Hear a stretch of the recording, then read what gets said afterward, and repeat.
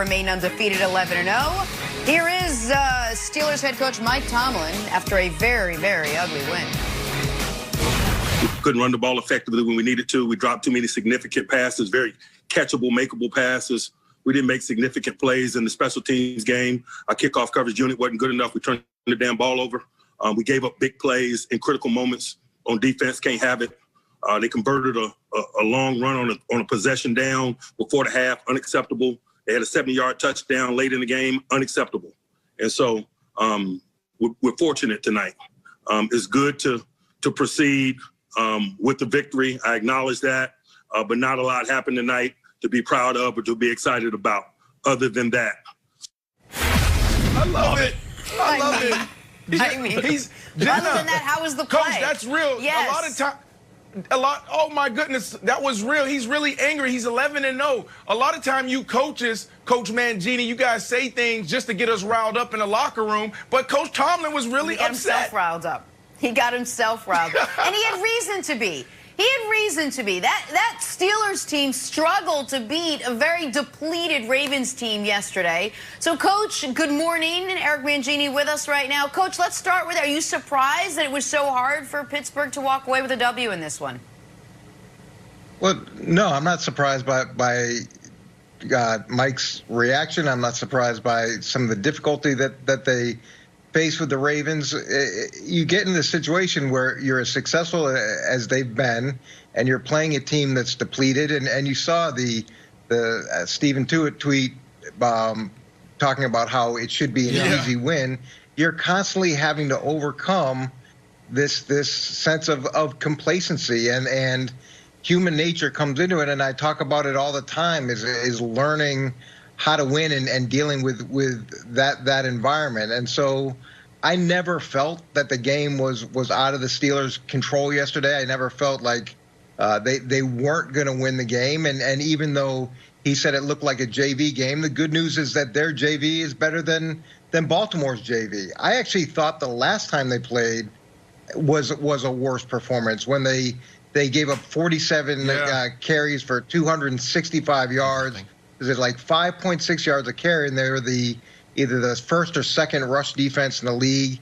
They had 35 minutes time of possession. They got dominated the last game and found a way to win. But the frustration here for Mike is that when you play a team that you're supposed to beat and you play down to that level, eventually it's gonna catch up with you. And he's trying to keep his finger on the throttle. And I'll just say that Bill Parcells and Bill Belichick were two of the best at, when you were winning, keeping their finger on the team to make sure that there was always that sense of urgency.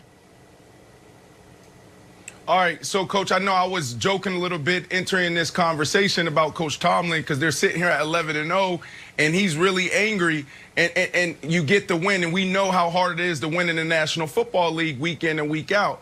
But the reality for me is it's not about the game, right? Like, and it's hard. This is a tough conversation because as a player, former player, you have to understand that you can't make decisions in a vacuum. You can't have certain conversations in a vacuum because we're trying to set up the league and the people that's going to follow us for years to come. Like, I got to think about what is the wide receiver position and the way deals are structured for the guys that's coming 5 years behind me. Jerry Rice, Terrell Owens, Marvin Harrison, those guys paved the way. Ray Lewis's of the world, Peyton Manning's of the world. So I say all that to say this. You know, for me, it wasn't about the game. So when we talk about the why behind this game looking sluggish and the why behind the Pittsburgh Steelers playing the way they did and the Baltimore Ravens, we can't have this conversation without talking about this week. COVID-19 struck these locker rooms, struck this locker room hard. So I get it. And after the game, you started hearing more talk and more rumblings about, we didn't have much practice time. I pulled my hamstring because I wasn't conditioned. So what do you expect? So I guess for me, and I say we can't have these conversations in a vacuum because look, we want football. Football is awesome. It's a distraction throughout. It's been a distraction throughout, half of 2020. We all need it. We love football. And the NFL, the players, the coaches have done a phenomenal job, okay, in making sure guys are as safe as they can be while putting a good product out there. But at the end of the day, it's getting to that part of the season now, as cases are increasing, now it's more challenging. So I guess, you know, Nick, coach, my question is, how do you continue to keep the team together when there's so much change? Like this, it's already tough throughout a week. We're away from our families all 7 days a week pretty much. So you know, that's 9 to 5. That's sometimes 6 to 5.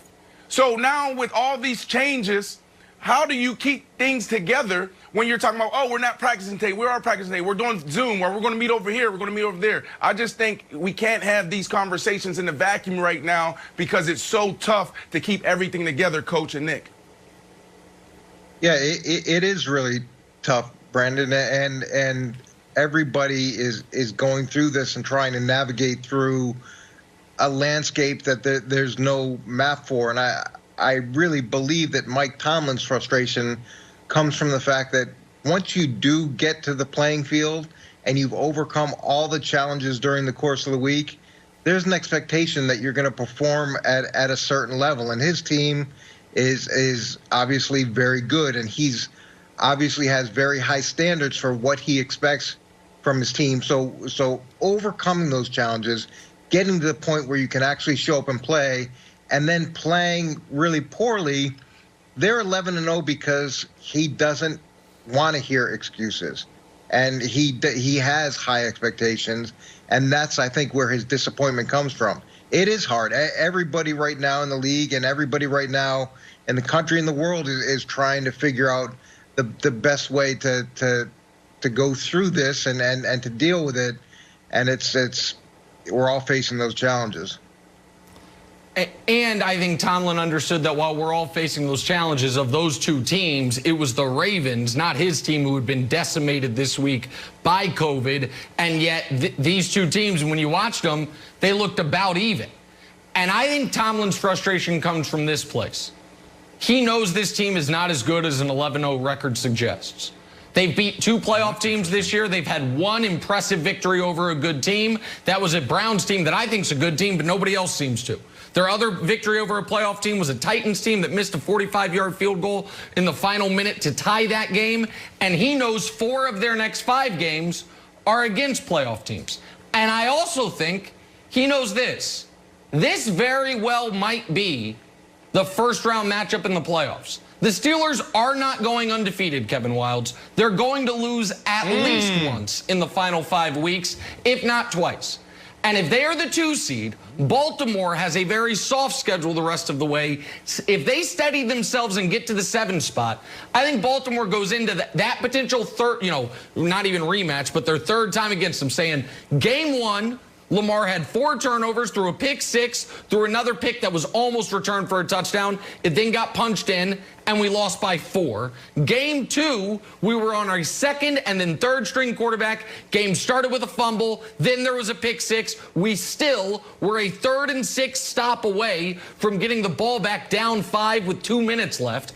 I think Baltimore thinks, give us a 3rd shot. Fully healthy with Lamar, we can beat these guys. And I think Tomlin understands, having watched these 2 teams play twice, Baltimore has played very poorly in the first matchup. They had basically a 2nd-string team in the 2nd matchup, and both of the games came down to the final couple minutes. And I think that rightfully, Wildes, concerns Mike Tomlin, because I think he knows the 2 seed for them is very possible as well. I like this. You're taking a page out of my book. It's like what I do to the Chiefs. Like the wins don't count anymore.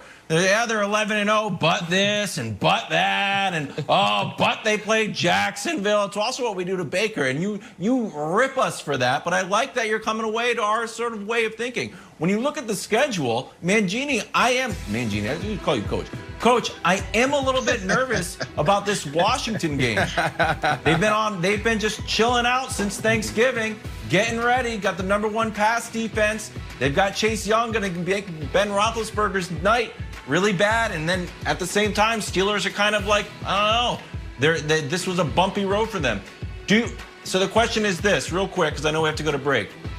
Certain times in like a no-hitter, it's like, oh, you got a no-hitter going, and the pressure starts to like ratchet up, like, oh, don't talk to the pitch. It started to ratchet up. Do you feel like the Steelers, the pressure of the undefeated season, ratcheting up, when does it become a burden? Well, first of all, to Nick's point, there's no way that Mike Tomlin's sitting there thinking about the 2 seed with 5 weeks out. He's worried about getting the team ready to play for the next week and over the course of the next 5 games. And when you start thinking 5 and 6 weeks ahead, that's where you get in trouble, and that's where the players get in trouble, is when you look past opponents. In terms of it ratcheting up, I think it